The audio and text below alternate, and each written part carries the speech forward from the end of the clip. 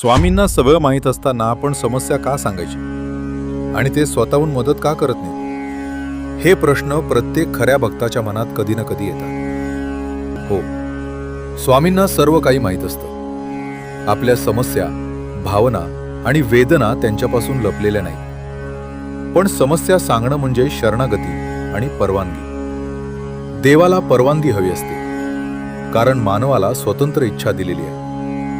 जोपर्यंत आपण म्हणत नाही, स्वामी माझ्या जीवनात हस्तक्षेप करा, तोपर्यंत ते प्रतीक्षा करतात. संकेत दिला जातो, जबरदस्ती नाही. समस्या सांगणं म्हणजे अहंकार वितरणं.